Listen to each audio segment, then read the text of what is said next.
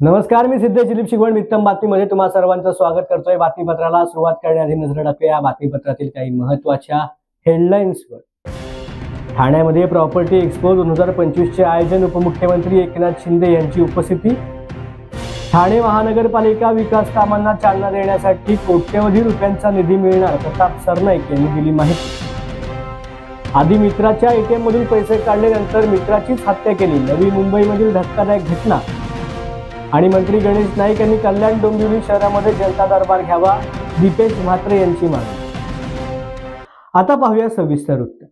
विकासाच्या दृष्टीने ठाणे शहराला देशामध्ये अव्वल क्रमांकाचं शहर बनवायचे आणि त्यासाठी विकासात्मक कामं आता सुरुवात झाली आहे, असं मत उपमुख्यमंत्री एकनाथ शिंदे यांनी आज ठाण्यामधील कार्यक्रमात बोलत असताना व्यक्त केलंय। ठाण्यामध्ये एकनाथ शिंदे यांच्या उपस्थितीमध्ये MCHI यांच्या अंतर्गत मालमत्ता प्रदर्शनाला आज सुरुवात झाली। यावेळेला एकनाथ शिंदे यांनी बोलत असताना हे मत व्यक्त केले। यावेळेला एकनाथ शिंदे यांच्यासोबत MCHI चे ठाणे अध्यक्ष जितेंद्र मेहता, अजय आशर तसेच विकासक देखील उपस्थित होते। ठाणे महानगरपालिका क्षेत्रामध्ये क्लस्टर डेव्हलपमेंट अंतर्गत 5 ठिकाणी वेगाने काम सुरू आहे। यामध्ये विविध शासकीय संस्था देखील सहभागी झाल्या। ठाण्यामधील विकासकांनी देखील यामध्ये सहभाग घेऊन ठाण्याला एका वेगळ्या उंचीवर नेण्यासाठी प्रयत्न करावेत, असे आवाहन उपमुख्यमंत्री एकनाथ शिंदे यांनी यावेळेला बोलून दाखवले। माझ्याकडे नगरविकास आणि गृहनिर्माण खाते आहे, त्यामुळे तुम्ही चिंता करू नका, मात्र ग्राहकाला चांगला फायदा द्या, असं आवाहन एकनाथ शिंदे यांनी विकासकांना केलं आहे। ठाणे महानगरपालिका विकास कामांबाबत आढावा बैठक आज पार पडली। प्रताप सरनाईक यांच्या उपस्थितीमध्ये ही बैठक पार पडल्याचं पाहायला मिळालं। यावेळेला महानगरपालिकेमधील प्रशासकीय अधिकारी देखील मोठ्या संख्येने उपस्थित होते। यावेळेला बोलत असताना ठाणे महानगरपालिका विकास कामांना चालना देण्यासाठी कोट्यवधी रुपयांचा निधी मिळणार, असं मत देखील प्रताप सरनाईक यांनी व्यक्त केले। त्याचबरोबर ठाणे महानगरपालिका क्षेत्रामध्ये वाहतूक कोंडी सोडवण्याचा प्रयत्न असणार आहे। पावसाळ्यापूर्वी रस्त्याची कामे देखील पूर्ण केली जाणार आहेत आणि विकास कामांना चालना देण्यासाठी करोडो रुपयांचा निधी ठाणे महानगरपालिकेला मिळणार आहे। त्याचबरोबर डीपी प्लॅन आणि टाउन प्लॅन बाबत प्रत्येकाला विश्वासात घेण्याचं काम देखील ठाणे महानगरपालिका करत आहेत। काही हरकती असलेल्या त्रुटी असलेल्या आढळल्या तर महानगरपालिका स्तरावरती न्याय मिळणार, असं देखील मंत्री प्रताप सरनाईक यांनी ह्या बैठकीमध्ये मत व्यक्त केलंय।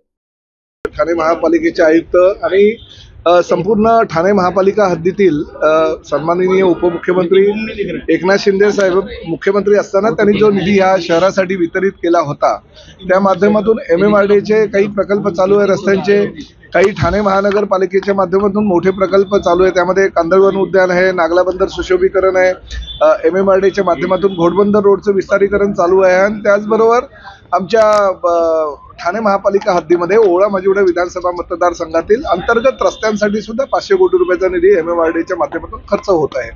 हा सगळ्या आढावा घेण्याकरता आज ही बैठक होती आणि बैठकीमध्ये अतिशय चांगले निर्णय आमच्या आयुक्त सौरभराव यांनी घेतलेले आहेत, जेणेकरून भविष्यामध्ये ही वाहतूक कोंडी ह्या शहरामध्ये प्रामुख्याने घोडबंदर रोड आणि त्या परिसरामध्ये निर्माण होते तर ती होणार नाही। आम्ही प्रामुख्याने घोडबंदर रोडमध्ये उजवीकडे आणि डावीकडचे जे काही लिंक रोड आहे त्या लिंक रोडला प्राधान्य देतो, जेणेकरून घोडबंदर रोडची वाहतूक कोंडी थोड्याफार प्रमाणात कमी होईल आणि 20 ते 30% वाहनं ही अंतर्गत रस्त्यावरून जातील आणि त्यामुळे ह्या रस्त्यावर जो हेवी ट्रक्स जे आहेत त्याचं प्रमाण मोठ्या प्रमाणात होईल आणि लोकल ज्या छोट्या व्हेकल आहेत ते कमी येतील। अशा पद्धतीने रचना करून भविष्यामध्ये पुढल्या पावसाळ्याच्या पूर्वी ही सगळी कामं किमान 5 किलोमीटरचा तरी रस्ता पूर्ण करायचा मानस आहे आणि त्या माध्यमातून बैठका तर सौरभराव आणि उज्ज्वल साहेब घेतच होते, परंतु आज एकनाथ शिंदे साहेबांच्या सांगण्यावरून आज ही बैठक घेण्यात आली आणि विकास कामाला चालना देण्यासाठी करोडो रुपयाचा निधी त्यांच्या कार्यकाळामध्ये जो ठाणे महानगरपालिकेला प्राप्त झालेला आहे आणि MMRDAच्या माध्यमातून जी कामं होत आहेत त्याला गती देण्याचा आमचा प्रयत्न आहे। आधी मित्राच्या अकाउंट मधनं ATM मधून काही पैसे काढले, त्यानंतर मित्रांनीच आपल्या मित्राचा खून केला, अशी धक्कादायक घटना नवी मुंबईमधील रबाळे या ठिकाणी घडल्याचं उघडकीस आलंय। या घटनेमुळे नवी मुंबई पूर्णपणे हादरून गेल्याचं पाहायला मिळतंय। नवी मुंबईतील रबाळे MIDC परिसरामध्ये पैशांच्या वादावरून 2 मित्रांनी एका मित्राचीही हत्या केल्याची धक्कादायक घटना घडल्याचं समोर आलंय। ATM मधून पैसे काढण्याच्या वादावरून 3 मित्रांमध्ये वाद झाला। यावेळेला दोघांनी मिळून एका मित्राची हत्या केली। यामध्ये मनोज बिंड हा तरुण मयत झालाय, तर आरोपी दीपक गौर आणि दीपक बिंड यांना रबाळे MIDC पोलिसांनी अटक केली।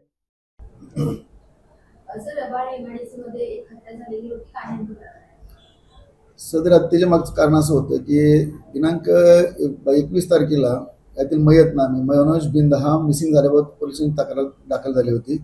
त्या अनुषंगाने आमचा तपास सुरूच होता। दिनांक 29 तारखेला 29 जानेवारीला आम्हाला एक माहिती मिळाली की यादवनगर या ठिकाणी एक मयत माझी बॉडी मिळालेली आहे। त्या सदर ठिकाणी मी स्वतः त्याचप्रमाणे माझी API गळवे आणि आमची टीम पूर्ण आम्ही जाऊन बघितली। बॉडी तिथे भेटली आम्हाला। सदर बॉडी डिकम्पोज झाल्यामध्ये ओळख पडत नव्हती। ती बॉडी आम्ही नंतर वैद्यकीय हॉस्पिटल इथे पाठवले DM करता। त्यानंतर मयताचे जे मिसिंग जे नातेवाईक होते त्यांना आम्ही बोलवलं आणि त्यांची ओळख करून घेतली। त्यावेळी त्यांनी ती मयत बॉडी ओळखली की त्या मिसिंग मुलगा मनोज बिंदचा आहे असे निष्पन्न झाले। त्यावरून आम्ही पोलीस ठाण्यामध्ये गुन्हा रजिस्टर क्रमांक नंबर 50/2025 NS 103/1 प्रमाणे गुन्हा दाखल केला आणि पुढील तपास सुरू केला होता। सदर तपासाच्या अनुषंगाने तांत्रिक मदत घेऊन वेगवेगळ्या ठिकाणचे फुटेजेस कव्हर करून CDR वगैरे याचा तांत्रिक अभ्यास करून यातील आरोपी आम्ही निष्पन्न केले। त्या आरोपीचे नाव आहे दीपक गौर आणि दीपक बिंद, हे त्याचे मयताचे मित्र आहेत आणि त्यांना या सदर गुन्ह्यामध्ये आणून चौकशी त्यांनी गुन्हा केल्याची कबूल केली आणि सदर गुन्ह्यामध्ये त्यांना सोमवारी दिनांक 3/2/25 रोजी अटक करण्यात आलेली आहे। पुढील तपास करत आहोत। चौकशी दरम्यान असं निष्पन्न झालेलं आहे की त्यांच्यामध्ये आपसात पैशावर वाद होता। मयताचे पैसे ATM मधून दीपक बिंद यांनी काढले होते आणि ते पैसे काढले, त्याचे परस्पर काढले, ते मनोज बिंद यास माहिती पडेल ह्या हेतूने त्यांच्यामध्ये आपसात थोडासा वाद झाला होता आणि त्या वादाचे परिणाम त्यांनी नंतर त्या दोघांनी हत्या त्याची घडून आणलेली आहे।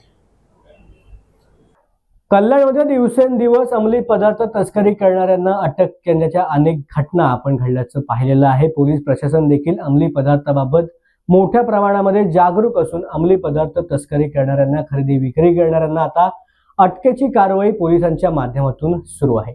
अशातच आता कल्याणमधील DCP स्क्वॉडची मोठी कारवाई समोर आली। गांजा तस्करी करणाऱ्यांच्या ह्या स्क्वॉडने मुसक्या वळल्यात। कल्याण DCP स्क्वॉडने गस्ती दरम्यान 4 गांजा आणि MD तस्करांना ह्या बेड्या ठोकल्यात। तिघांकडून सुमारे 2.25 लाख रुपये किमतीचा गांजा आणि MD जप्त करण्यात आले। सुनील यादव, शंकर गिरी, सचिन कावळे, अमन गुप्ता अशी तस्करांची नावं आहेत। गेल्या महिन्याभरात एकूण 19 गांजा आणि MD तस्करांना कल्याण DCP स्क्वॉडने बेड्या ठोकल्याचं देखील आता समोर आलंय। पोलीस उपायुक्त परिमंडळ 3च्या जे अंमली विरोधी पथक नेमलेलं आहे, त्या पथकाने काल दिवसभरामध्ये रात्रीमध्ये 3 मोठ्या कारवाई केलेल्या आहेत।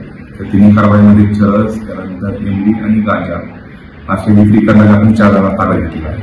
पहिली जी कारवाई केली ती मानपाडा हद्दीमध्ये केलेली आहे। मानपाडा हद्दीमध्ये MD विकणाराला आपण ताब्यात घेतले आणि त्याच्याकडून MD आपण जप्त केलेला आहे। त्यानंतर बाजारपेठच्या हद्दीमध्ये सुद्धा गांजा विक्री करणारा रईस मला आपण ताब्यात घेऊन त्याच्यावरती कारवाई केलेली आहे।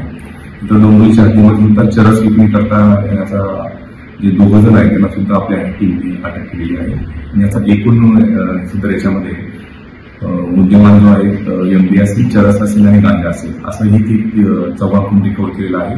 त्याच्यामध्ये आरोपींची जी नावं आहेत त्याच्यामध्ये एकामध्ये सुनील श्रीनाथ यादव आहे, तो राहणारा नांदेडचा आहे, मानपाडा पोलीस त्याच्यामध्ये अटक केलेली आहे।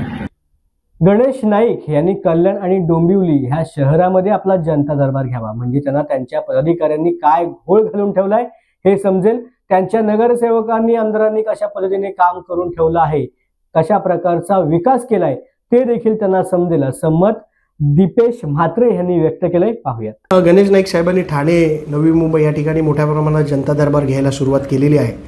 मी गणेश नाईक साहेबांना आपल्या माध्यमातून विनंती करेन की त्यांनी कल्याण डोंबिवलीत देखील जनता दरबार घ्यावा, कारण इथले जे त्यांचे पक्षाचे सहकारी आहेत गेल्या 15 वर्षापासून डोंबिवली शहराची किंवा कल्याण डोंबिवलीची काय वाट लावली आहे ते त्यांना या जनता दरबारातून कळेल। त्यांनी जनता दरबार घेतला तर त्या हॉलमध्ये बसायला जागा राहणार नाही, एवढ्या नागरिकांच्या समस्या कल्याण डोंबिवलीमध्ये आहेत आणि माझी त्यांना कळकळीची विनंती आहे की त्यांनी लवकरात लवकर कल्याण डोंबिवलीमध्ये पण जनता दरबार घ्यावा अशी मी त्यांना कळकळीची विनंती करतो। वेळ झाली बातमीपत्रात इथेच थांबायची। पुन्हा भेटू नवीन बातमीपत्रात। धन्यवाद।